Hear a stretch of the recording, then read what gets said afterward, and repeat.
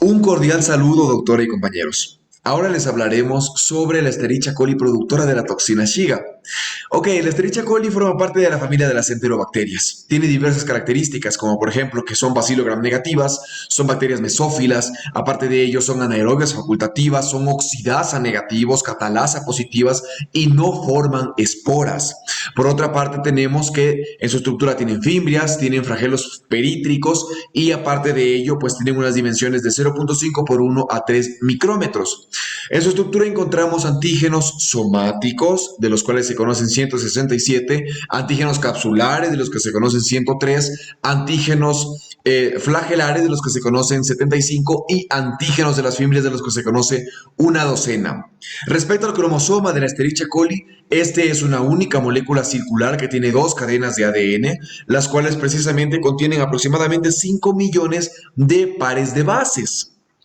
Es muy importante que mencionemos que la Escherichia coli forma parte de la microbiota normal, del tracto gastrointestinal, de algunos animales y de nosotros los seres humanos. Sin embargo, por diversos procesos de patoadaptación y a través de mutaciones o de elementos genéticos, han adquirido ciertos factores de virulencia y precisamente esto han hecho que sean patógenas algunas de las cepas para nosotros a nivel gastrointestinal, haciendo que se clasifiquen algunas cepas como las Escherichia coli diarrogénicas, en las cuales encontramos por lo menos 6 cepas.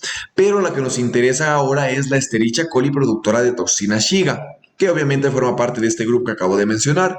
Tiene otros nombres, como por ejemplo Escherichia coli enterohemorrágica, Escherichia coli Shiga toxigénica, Escherichia coli verotoxigénica, pero se refieren estos nombres a la misma bacteria básicamente, ¿ok? Entonces, hablando de los factores de virulencia, hemos clasificado en tres grandes grupos: las exotoxinas, las adhesinas y otros factores de virulencia. Al hablar de las exotoxinas, hablamos de la toxina Shiga 1 y de la toxina Shiga 2. ¿Ok? Y es muy importante que entendamos la estructura molecular. La toxina Shiga básicamente ingresa a la célula blanco bajo diversos mecanismos, como por ejemplo la macropigmocitosis, la transcitosis, la endocitosis, estos procesos mediados por el receptor de la membrana celular del GB3. ¿Ok? Y las porciones de las subunidades B de esta toxina sirven precisamente para que logre ingresar hacia la célula blanco. Por otro lado, tenemos que una vez dentro de esta célula, la subunidad A de la toxina se divide, se escinde en dos partes y la porción A1 va hasta el ARN ribosomal, haciendo que se impida la síntesis de proteínas, consiguiendo la muerte celular y por otra parte la disfunción del tejido, muerte, necrosis del tejido, etcétera, produciendo daños en el tejido que se esté afectando, ¿no? La más virulenta de las dos es precisamente la Shiga 2, sin lugar a dudas.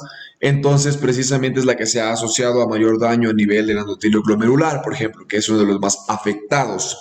Por otra parte, tenemos las adhesinas. Acá encontramos los piliformadores de haces que hacen que la bacteria se logre fijar a los enterocitos. Y por otra parte, tenemos a la intimina, que básicamente la intimina está codificada por el gen EAE y que ayuda a la colonización de la bacteria al intestino. ¿Ok? Esta ayuda a producir las tan características lesiones de adhesión y borrado dentro de estas infecciones. Cuando hablamos de los otros factores de virulencia, nos referimos a la catalasa peroxidasa, a la adesina tox-B, a la metaloproteasa dependiente de zinc, a la enterohemolicina, que tienen diversas otras funciones, como por ejemplo mediar la unión a la célula hospedera, la degradación de mucinas, de glicoproteínas, la de regular mecanismos de inflamación, citotoxicidad, etcétera, ¿ok?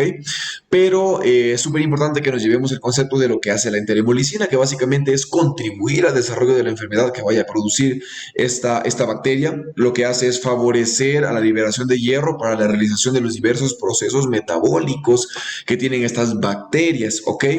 Es muy importante que mencionemos, ya lo vamos a ver más adelante, que esta producción de toxinas, la Escherichia coli productora de la toxina Shiga, es la principal causa del síndrome urémico hemorrágico, ¿ok? Por el daño que causa a nivel del glomérulo renal. Según la literatura, con 100 bacterias es suficiente para que la persona se infecte de estas precisamente y ellas van directamente a alojarse en el intestino grueso. que es el principal lugar en el cual se encuentran, ¿no? Y hablando de la manera de infección y de los grupos susceptibles, cabe mencionar que mayor susceptibilidad a este tipo de infecciones tienen los adultos mayores y los niños menores de 5 años, ¿ok? Y la principal fuente de contaminación es el ganado bovino. ¿Por qué? Porque existen en su microbiota de manera asintomática. Entonces no hay ninguna manera en la cual ellos podrían enfermarse, pero a nosotros sí, ¿ok? Y lo hacen a través de las heces. Estas heces contaminan el ambiente que les rodea y posteriormente llega al ser humano, ¿ok? Entonces, por ejemplo, las heces contaminan vertientes de agua que se convierten en una fuente de contaminación, pueden contaminar a los alimentos de la agricultura que están cerca, que luego van a ser ingeridos por las personas precisamente. E incluso la leche sin pasteurizar se puede convertir en una fuente importante de estas bacterias que pueden luego infectarnos a nosotros. Y lo más común, que es la carne mal cocida, que es la fuente principal y por lo que principalmente se ha relacionado a esta bacteria con estas infecciones y con nosotros, ¿ok? Por la carne mal cocida.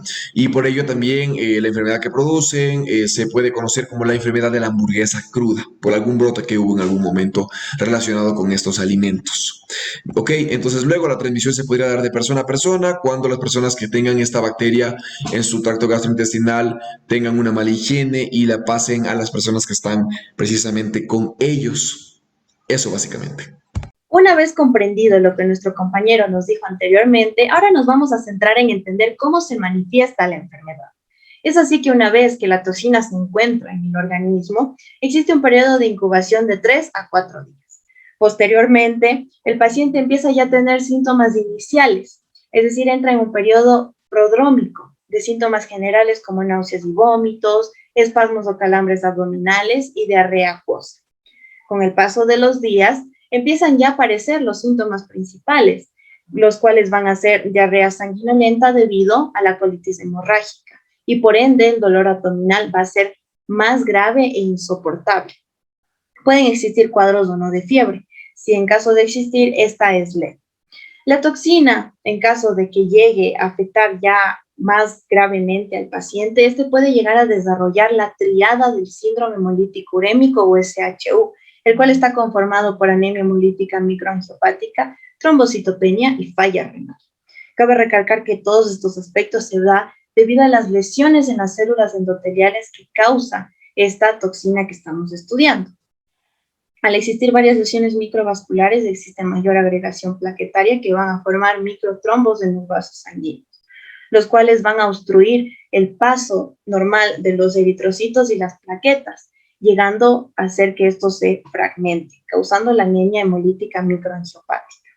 Si la lesión por parte de la toxina se da a nivel del cerebro, puede causar complicaciones neurológicas como letargo, cefalea, convulsiones o alteraciones visuales.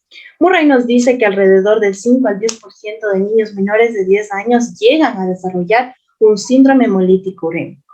En el caso de los otros niños, estos se llegan a curar dentro de 4 a 10 días, que es lo que dura la enfermedad. Por ende, este SHU solo se va a dar en ciertos casos, esta complicación.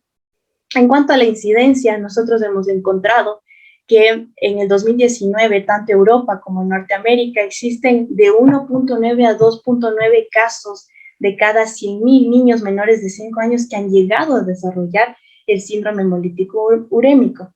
En cambio, en nuestro continente, en América Latina, hemos encontrado que especialmente en Argentina, entre 10 a 17 casos de cada 100.000 niños menores de 5 años han llegado a desarrollar este SHU, lo cual es bastante diferencia entre Europa y América Latina. En el caso de nuestro país, Ecuador, no existen investigaciones aún o porcentajes certeros que nos digan de personas que se hayan llegado a infectar por esta toxina Shiga o hayan tenido síndrome hemolítico urémico. Sin embargo, se está investigando aún todavía y se plantea todavía seguir con la investigación para poder tener porcentajes más certeros en cuanto a Ecuador. Y bueno, para continuar y para finalizar también con la exposición, vamos a recordar los principales síntomas que encontramos en una infección por Escherichia coli productora de toxina Shiga. Primero que nada tenemos una diarrea acuosa que puede luego progresar y convertirse en una diarrea sanguinolenta, lo que se conoce como colitis hemorrágica. Además, se presentan espasmos abdominales y puede presentarse sin fiebre, pero con una pequeña febrícula. Eso en cuanto a los síntomas. Ahora, para realizar el diagnóstico de esta infección, vamos a necesitar muestras de heces fecales del paciente. ¿Esto por qué? Porque la bacteria precisamente actúa a nivel del intestino grueso. Bueno, con esto de aquí vamos a realizar un cribado de O157H7 con agarma conca y con sorbitol. Y bueno, como es nuestro conocimiento y debemos recordar que el agarma conca es un medio de cultivo tanto selectivo como diferencial, debido a que nos ayuda principalmente a aislar los bacilos gram negativos. Y como la Escherichia coli es una bacteria gram negativa, esta es una prueba idónea. También tenemos pruebas por serotipado, donde se incluyen el enzimo inmunoanálisis, que es la prueba de ELISA, aglutinación por látex. Además, se han desarrollado otros métodos como sondas de ADN y pruebas de amplificación, donde sí podemos incluir la PCR. Lo que vamos a analizar específicamente en estas pruebas es la presencia o ya sea la ausencia de las toxinas, de la toxina Shiga. Puede ser los distintos tipos de toxinas que hemos visto en la exposición, más no la presencia de la bacteria. Se va a analizar la presencia de la toxina. Y bueno, en el caso de que exista toxina, consideraremos un resultado positivo. Caso contrario, será un resultado negativo. La actividad a realizar para los compañeros dice lo siguiente: realice a mano una representación gráfica de la acción de la toxina Shiga en las células endoteliales. El dibujo debe ser original. Se debe además escanear el dibujo con el nombre al momento de subirlo. Ya, la bibliografía. Y eso es todo de parte de nuestro grupo. Muchas gracias.